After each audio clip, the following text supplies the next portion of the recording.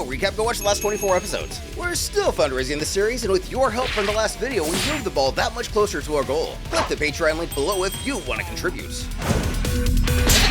This video is brought to you by...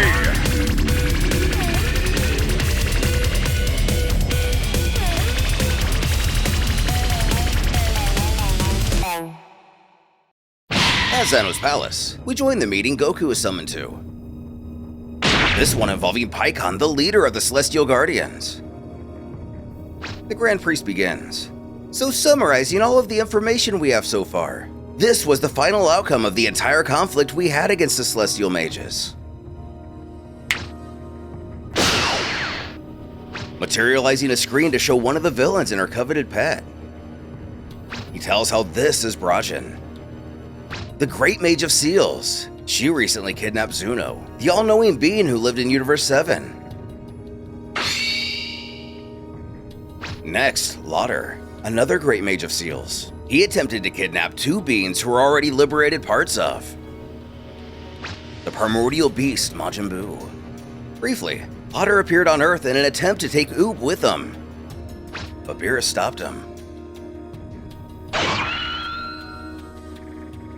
Bringing us to Zorky, Great Mage of Illusions. He led the primordial beast Kalimur out of Universe 11 of his own free will. Currently, he is the only beast not contained within their cocoon. Then we have Tyra, the Great Warrior Mage. She took the cocoon of the beast hatched from the God of Destruction Liquor. And finally Adasu, Mage of Elements.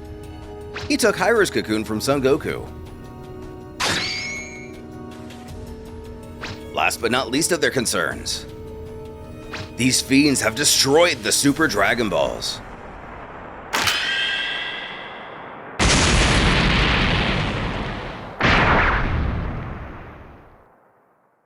Though not everything has been a defeat.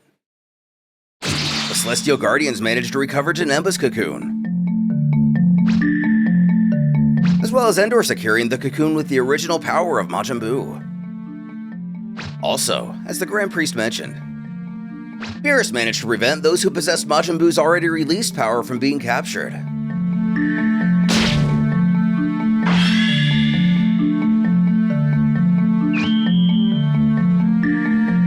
With a spiteful sneer, the cat not so quietly mentions how it seems that despite his colleagues criticizing him so much, he was the only god who fulfilled his duty properly.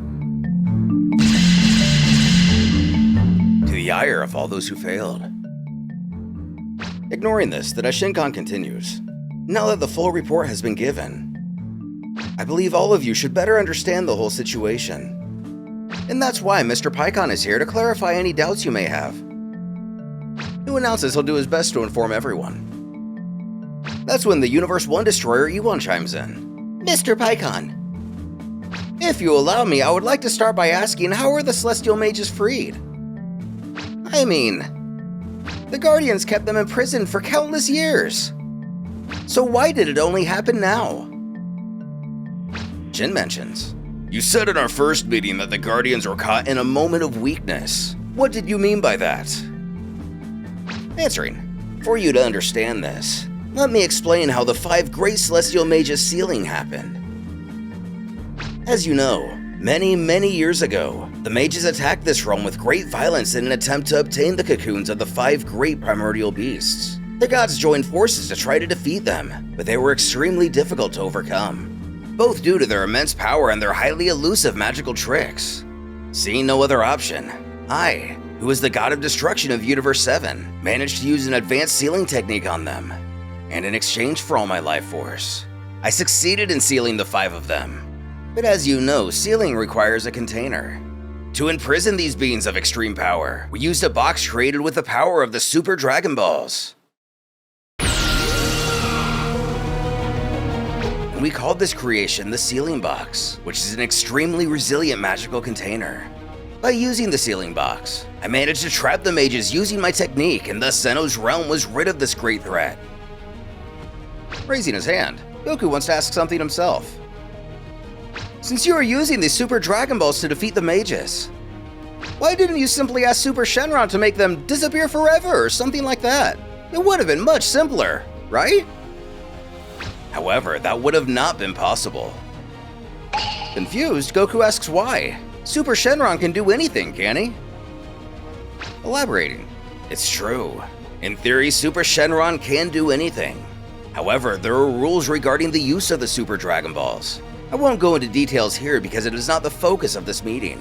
But in short, ever since the power of Super Shenron was used to seal Zarat, it was completely forbidden by Zalama, the creator of the Super Dragon Balls, for the orbs to be used for requests that directly involve beings from other realms.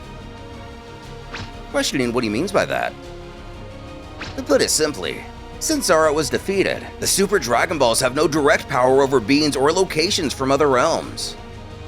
This means Super Shenron can create, destroy, or alter anything that belongs to Zeno's realm, but is powerless with anything that belongs to another realm.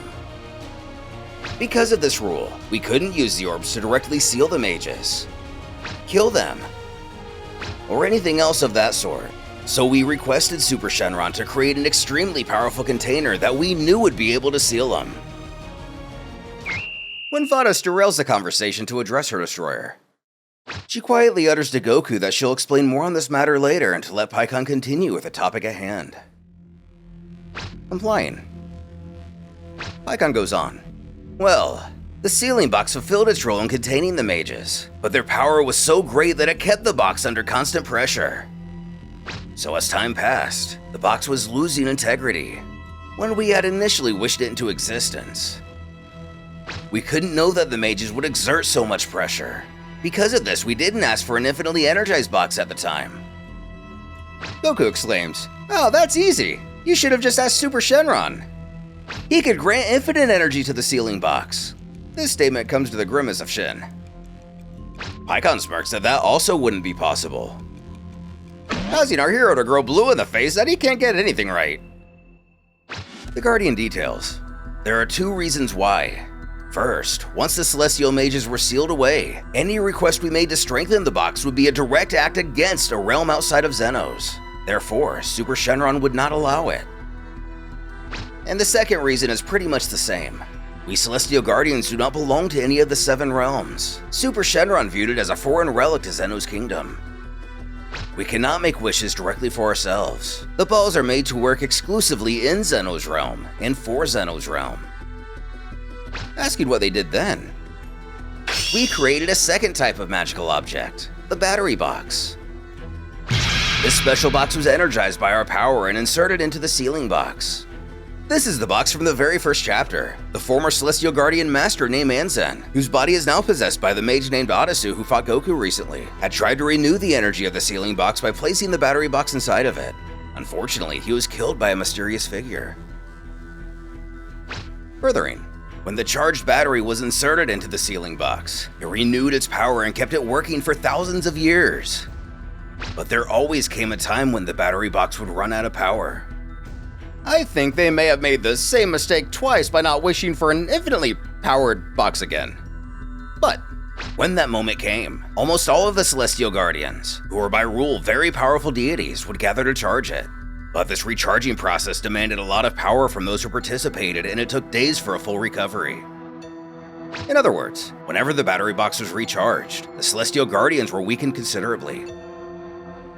Les queries if this means if there was an ideal moment to attack them all, this would be that moment. But it's not like we didn't take measures to mitigate that fragility. First, not all the Guardians would participate in the ritual, and the goal was to have some of us retain our full power. And another security measure we took is no one other than the Guardians knew of the day and time of the ritual.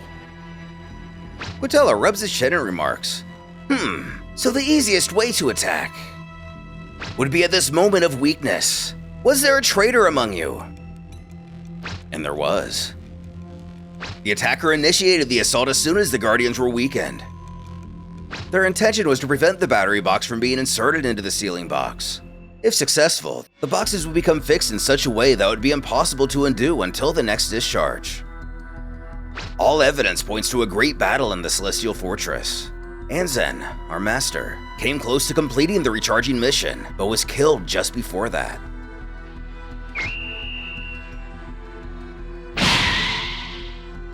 This story strikes Rumshi as odd.